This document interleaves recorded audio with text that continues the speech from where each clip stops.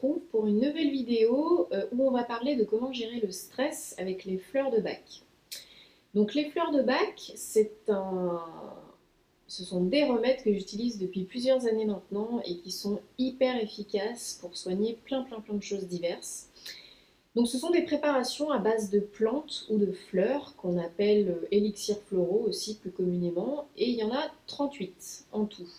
Elles ont été inventées dans les années 30, mises au point, préparées dans les années 30 par le docteur Edouard Bach, et donc ce sont des remèdes qu'on va utiliser par exemple pour calmer les angoisses, les peurs, le chagrin, la solitude, voilà, tous les ressentis un petit peu négatifs, les émotions négatives qu'on peut recevoir. Donc chaque fleur a ses propriétés bien distinctes, bien entendu.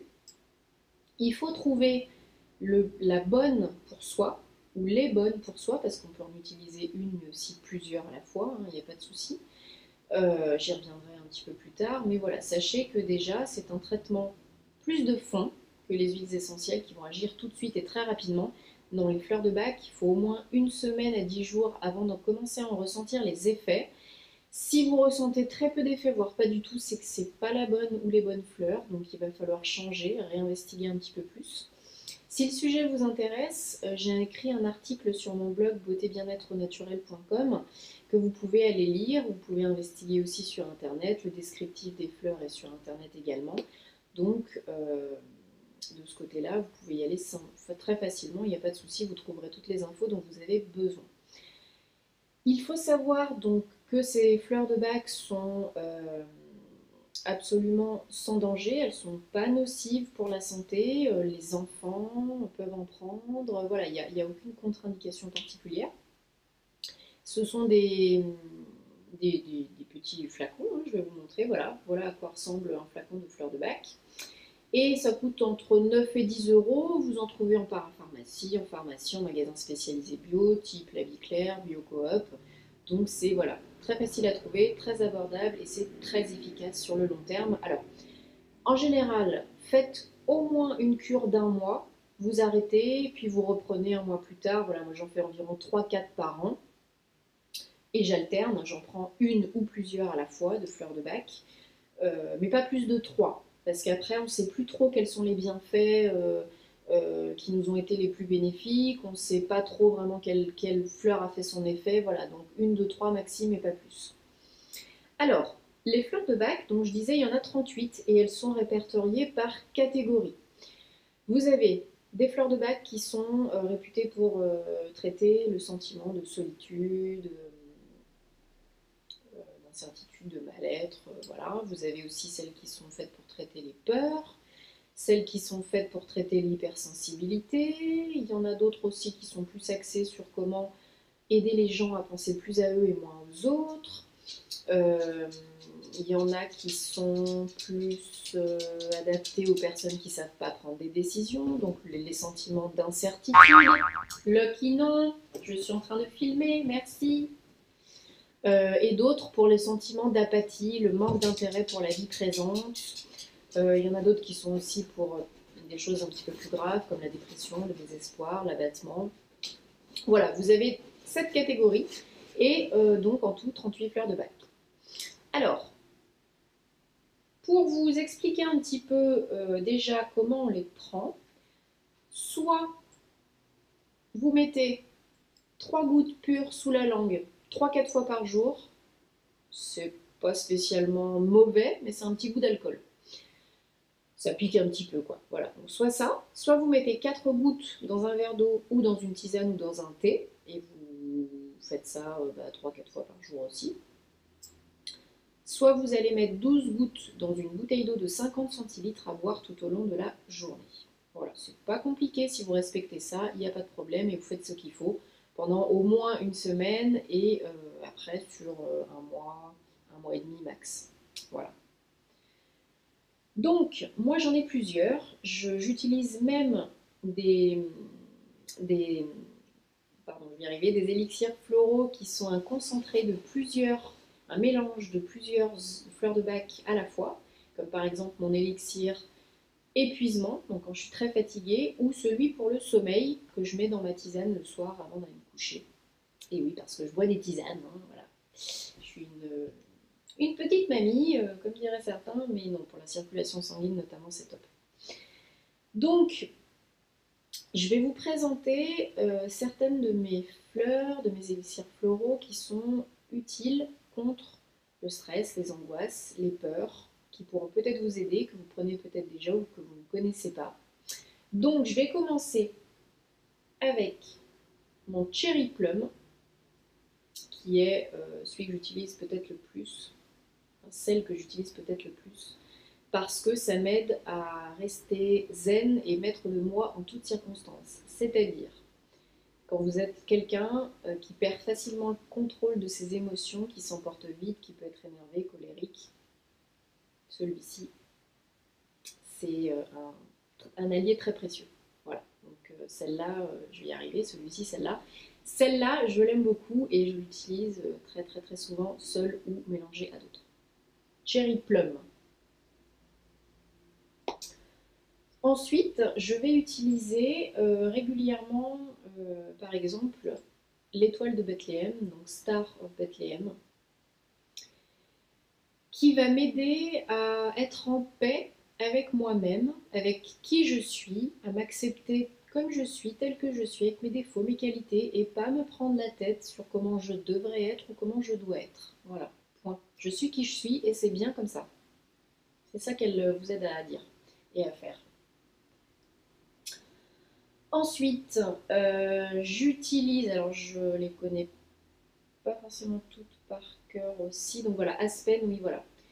Aspen, c'est pour tout ce qui va être les peurs et les inquiétudes, sans vraiment une raison particulière comme ça. Si un jour vous vous sentez pas bien, que vous êtes stressé, inquiète, sans vraiment savoir pourquoi, vous pouvez prendre Aspen. Elle vous aidera. Ensuite, oui, j'aime beaucoup celle-là aussi. Que je ne dise pas de bêtises. Parce qu'il y en a tellement, je ne les connais pas forcément toutes par cœur. Oui, alors ça, c'est pas forcément pour traiter le stress, donc on va peut-être pas l'aborder ici. Euh,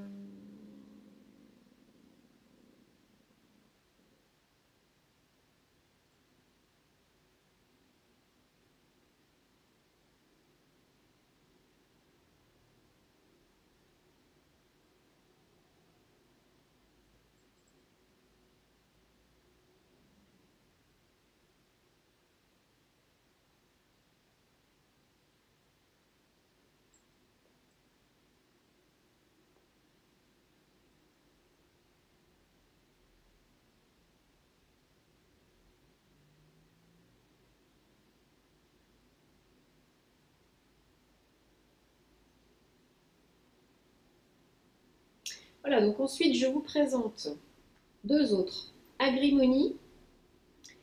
Donc, agrimonie, c'est pour